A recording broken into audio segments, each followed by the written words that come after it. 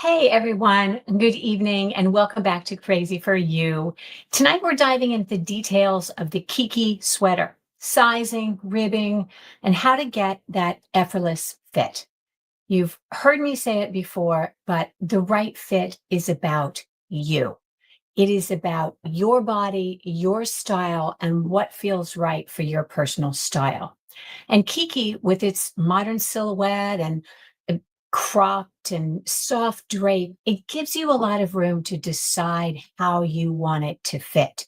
So, we are going to look at all of the aspects on choosing a size and on swatching something that's in ribbing and getting an accurate measurement tonight. So I'm super excited to see you, and I'm really glad that you could join me. And I hope you're as excited about the Kiki sweater as I am. So, um, right. So, the Kiki Knit Along, this is the beautiful sweater that I have shown back here. It is by Britt Marie Bremer, and she is just wonderful. And we are starting a knit along for it November 6th.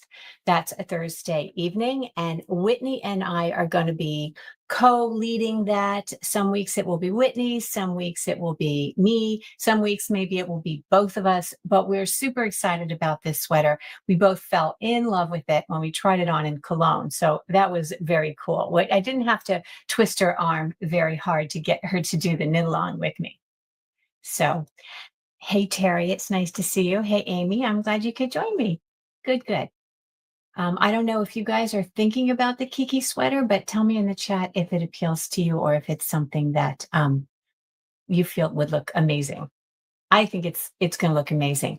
Um, the Kiki sweater is knit in two Ito yarns. You know, Ito is all about finer yarns that are held together to make a beautiful and interesting fabric.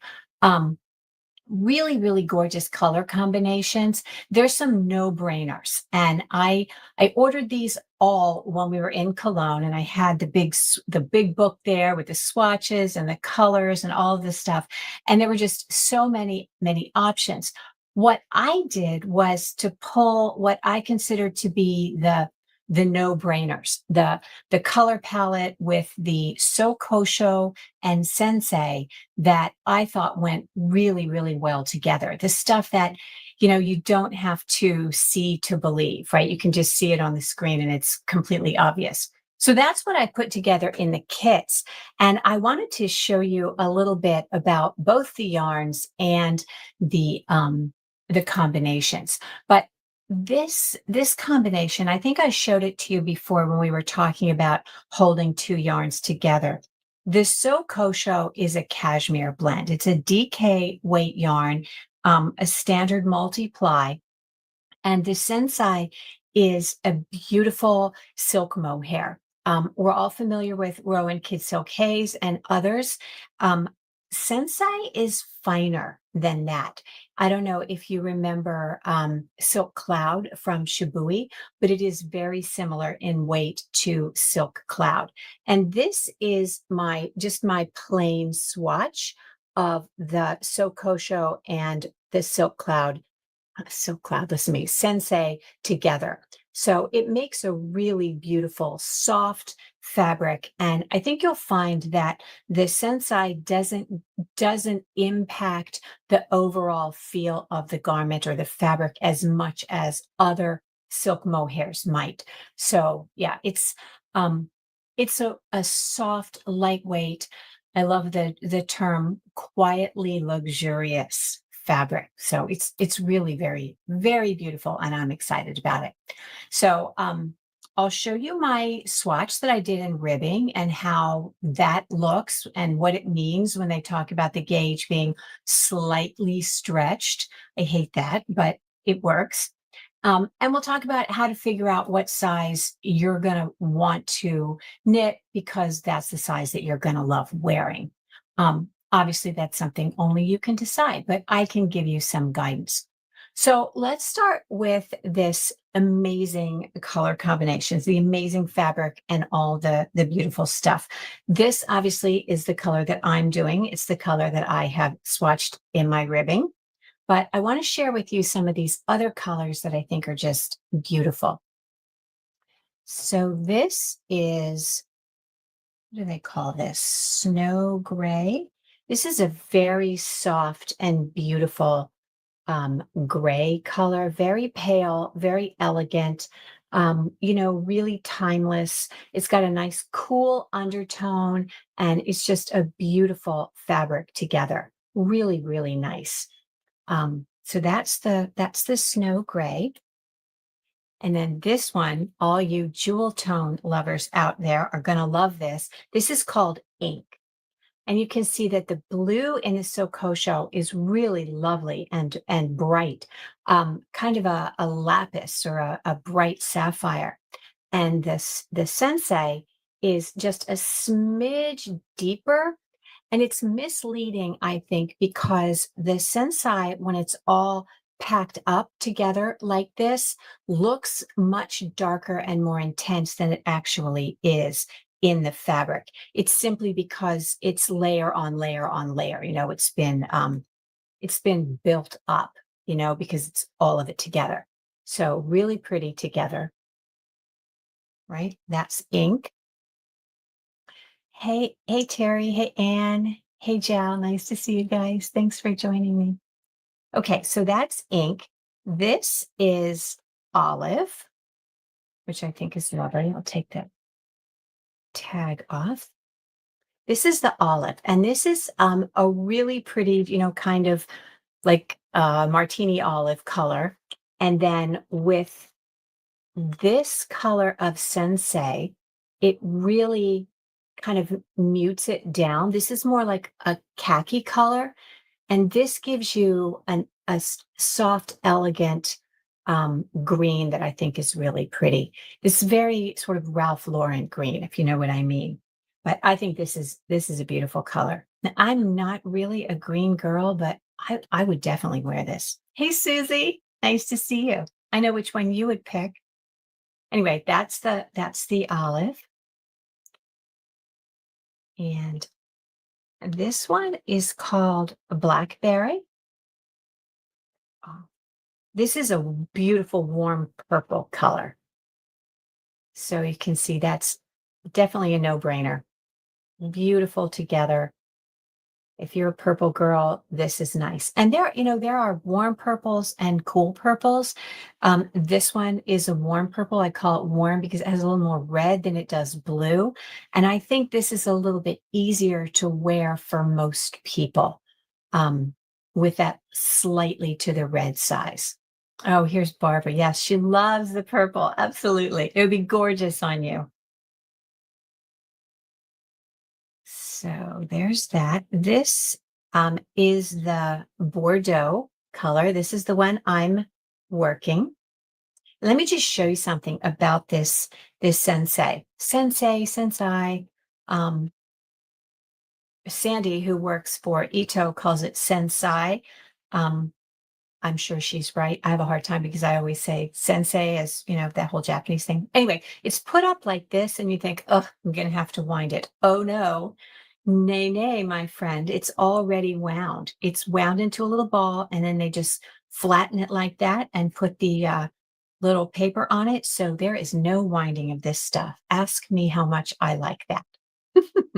So fun, right?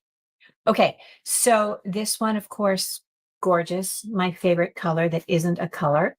The white, or the ecru with ecru, is very timeless and elegant. I think I love winter white because it does always look so um, it looks so elegant. And I think part of it is that it's so incredibly impractical that people figure, oh, you're just don't have anything to do all day. You're just wearing winter white, clearly not, cleaning the gutters or whatever, doing the housework. Okay, so this is, I call this Blossom, but this is the Blossom Pink Sokosho with what's called cream. Now, again, I mentioned that this is very misleading because this is really a very, very subtle, warm. I don't know why they call it cream. It's really a peach. but together, the two of those work to make a lovely kind of warm pink. If you're not into this sort of really kind of cool pink, and this peach is too peach for you, this is a beautiful combination. You can pull these together and you can see. So it just gives you kind of an overall halo that softens this and warms it up a little bit. Now, the sweater itself that I have right here and that you have seen on the pattern and on Ravelry is this little blue number. And Britt Marie did that in this pale blue color plus the white. And I always say never use a lighter mohair over a darker yarn. And I certainly wouldn't put this white with something as high contrast as this purple or any of the other kinds of colors. You could definitely do it with the gray, and you could obviously do it with the white. You could probably do it with the pink as well. But I'll tell you, with this light blue, it just gives it this gorgeous sort of icy feel. Really, really nice. And I will have that sample in the shop for quite a bit of time. And later on, I'll grab it and show it to you close up. But the fabric doesn't give that whole, strand of silk mohair over top. It doesn't look marled or messy. It looks gorgeous. And that's because she's placed the white over a light color. Now, I know Britt Marie loves to do fun color combinations. And one of the color combinations that she encouraged us to buy when we were in Cologne is this one. So this is a charcoal plus what's called Coke. Now, I don't know if it's named Coke because Coca-Cola or if there's some other product called Coke. It seems vaguely familiar to me in um, the mining context. But hey, Evelyn, nice to see you. But this, she assured me, would be gorgeous. And I tell you, it is very interesting. I was not sure, trust but verify and all that. So I swatched it up last night at my Tuesday meeting class, and I want to show it to you because it really is super pretty. Okay, can you see that combination? I think it's super sophisticated and pretty. And again, you have a dark mohair with a dark base yarn. So the value is similar. And I think that's what's most important when you're going to be combining these. So that is very fun, right? So the holding those two yarns together makes the fabric really special. And it also gives you the opportunity to play a little bit with the colors. You could maybe go a little bit different. If you wanted to hold the purple with the burgundy, that would be really pretty. If you wanted to hold the blue with the purple, just to give yourself a little bit of difference.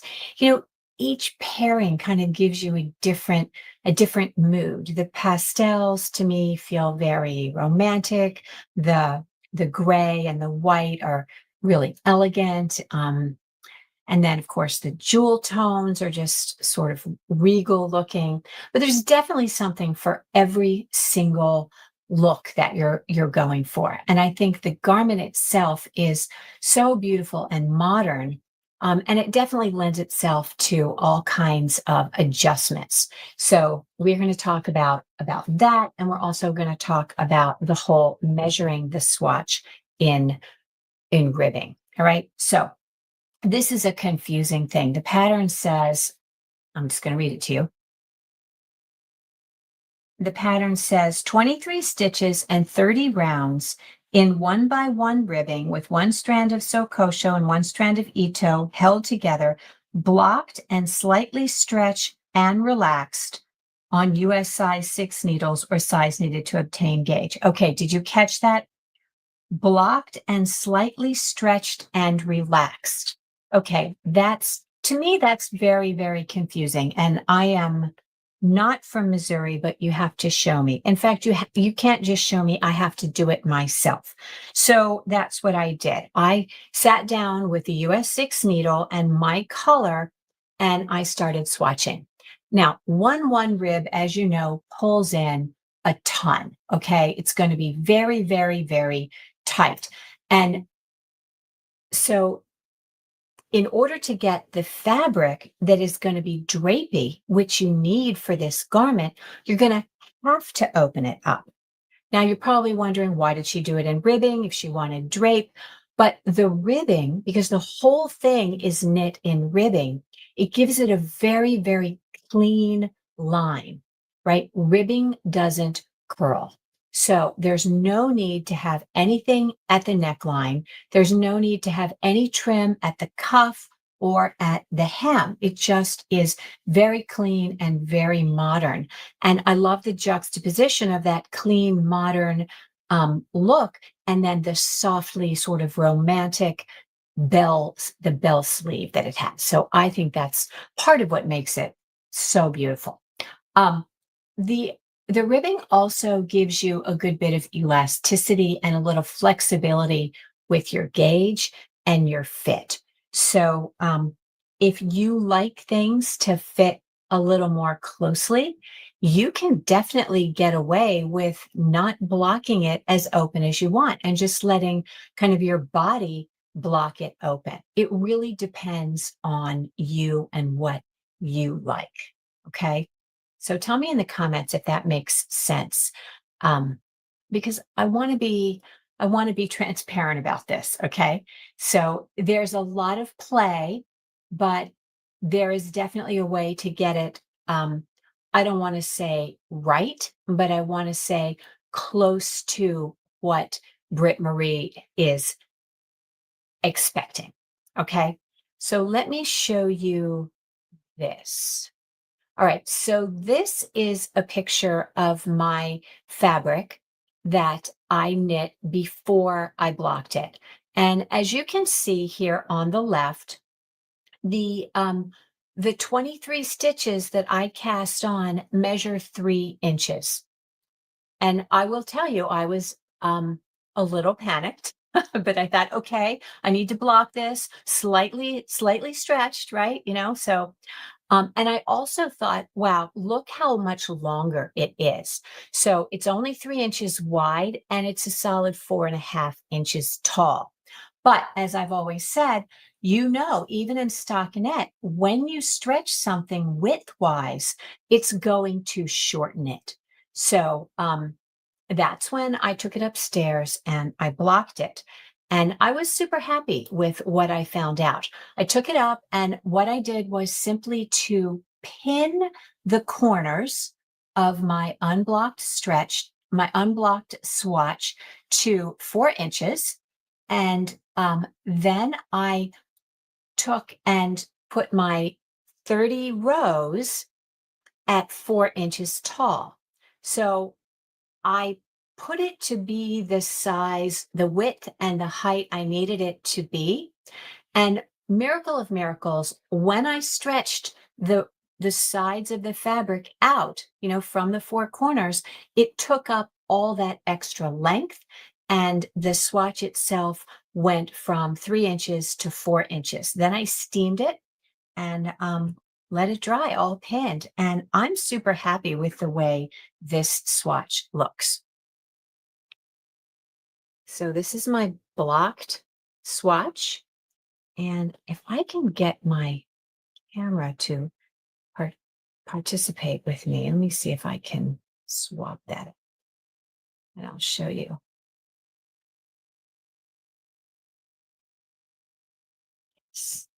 Okay, so here is my blocked swatch. And you can see that now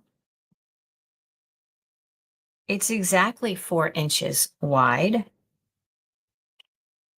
and 4 inches tall.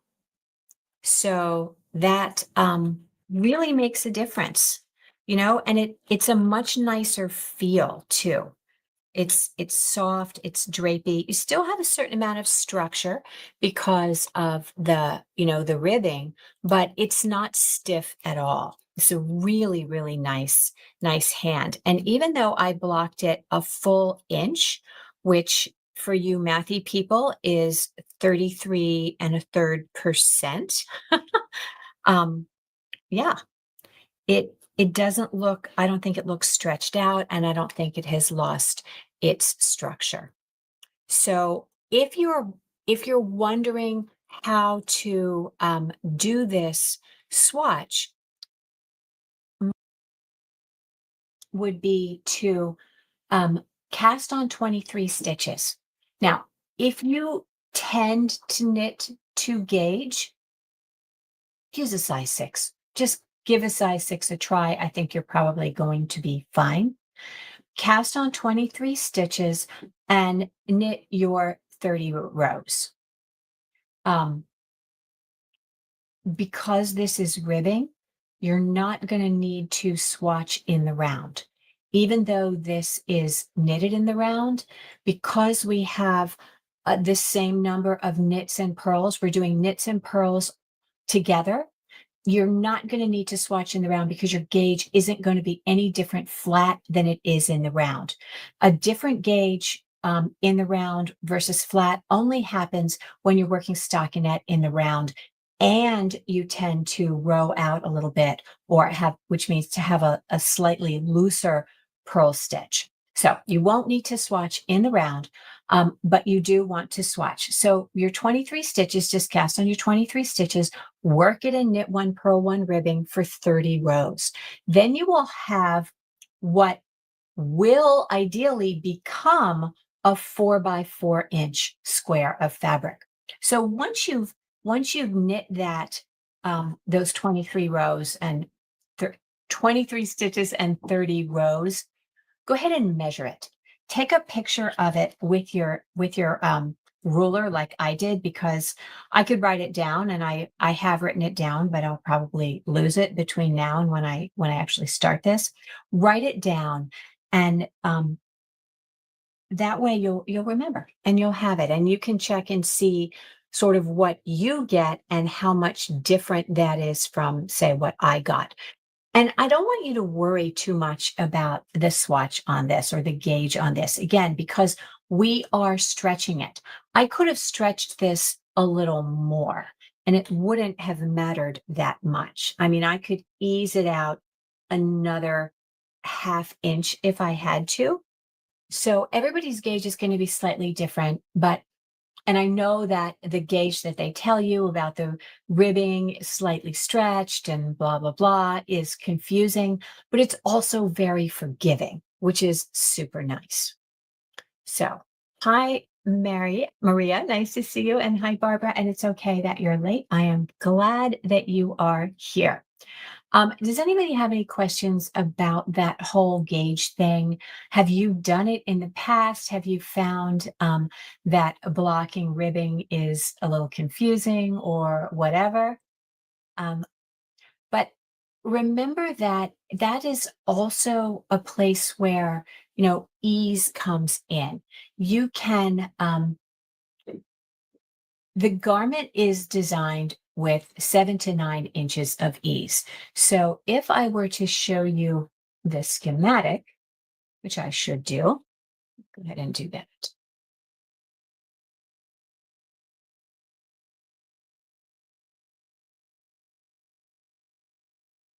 Okay, so here's the schematic, and she gives you very, very detailed information.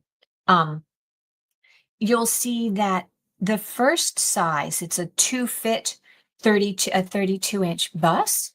But that's going to give you a full 39 3/4 inches around at the bust. And her next size is to fit a 34, and that gives you almost 42 inches.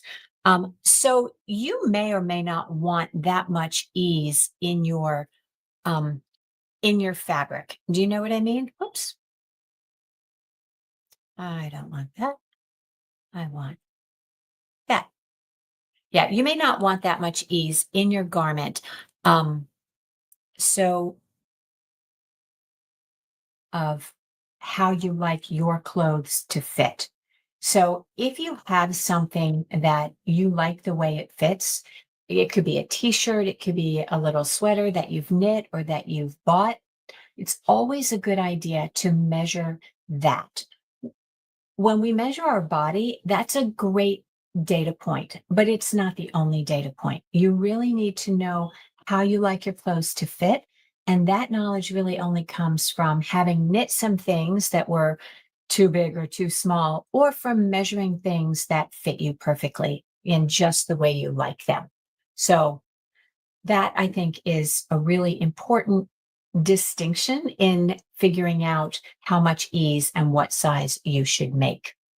Um, Remember, though, that if you decide to size down, you'll want to check the schematic against your body measurements at other places like the bicep and so forth. Because if you size down because of the ease in the body, remember that the size of the arms and everything else is proportional to the bust line. So you just, if you're making those adjustments, you want to make sure that you are adjusting all of the things correctly to fit you.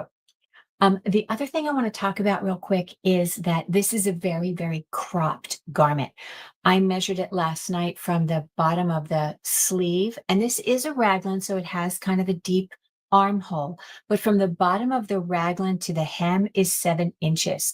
And the total length from shoulder to hem is 18 inches in the smallest and 19 inches in the second size, which is really short.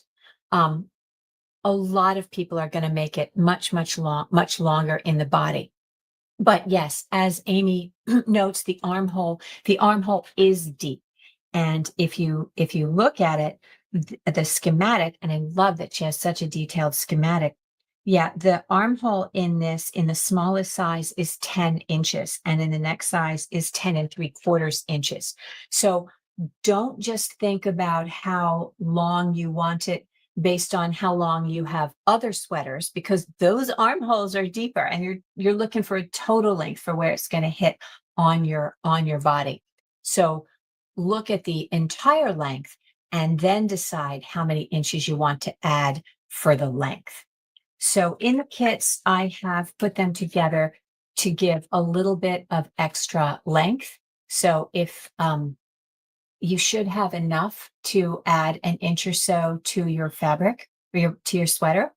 I try to do that because there's nothing more frustrating than wanting to do it longer and not having that later on. So I get that.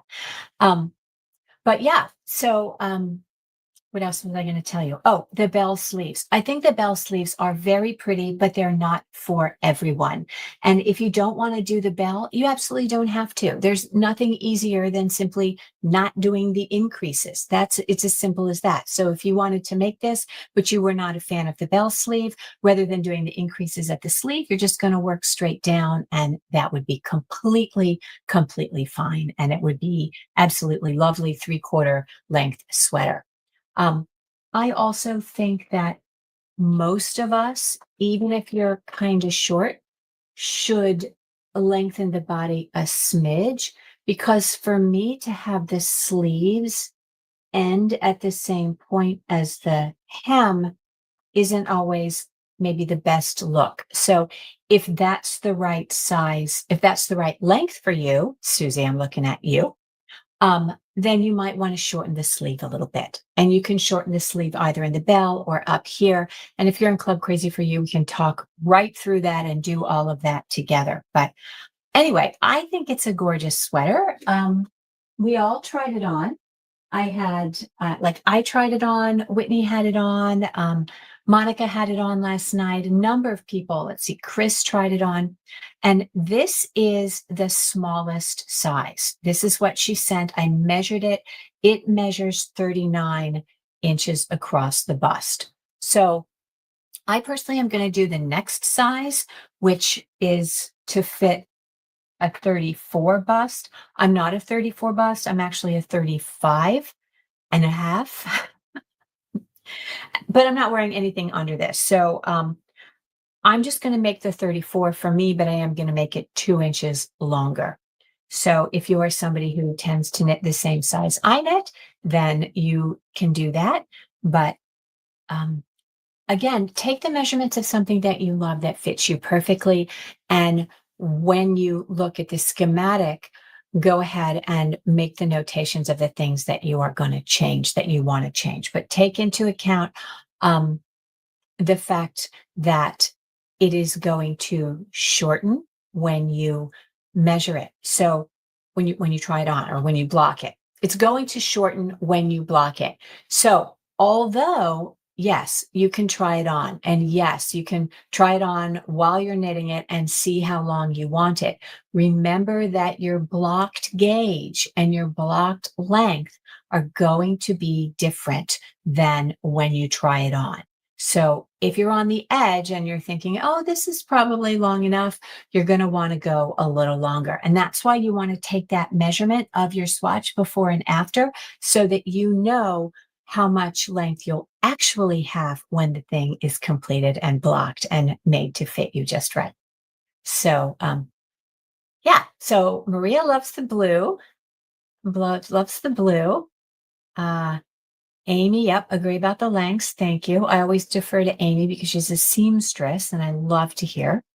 Um, Susie, and we always laugh because Susie is fun sized, very petite.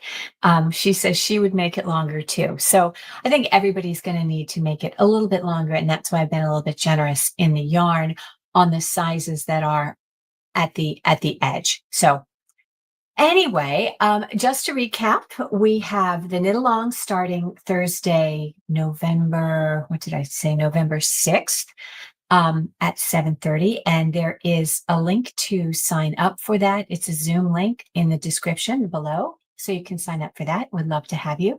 And I do have these kits available. They are gorgeous. And we have plenty of time. So if you want to order it, I can ship it right out to you and it'll get to you in time and you'll have time to swatch and everything. Although in the knit along, we'll probably still talk about the swatching because there'll be a lot of people who haven't watched this. Horrors.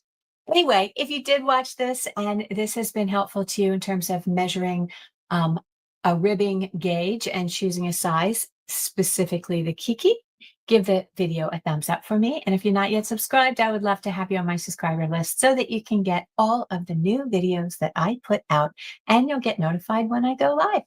So thank you guys very much for being here. And I look forward to seeing you next time. And I look forward to seeing you in the Kiki Knit Along. So until then, keep knitting and create something beautiful. Good night.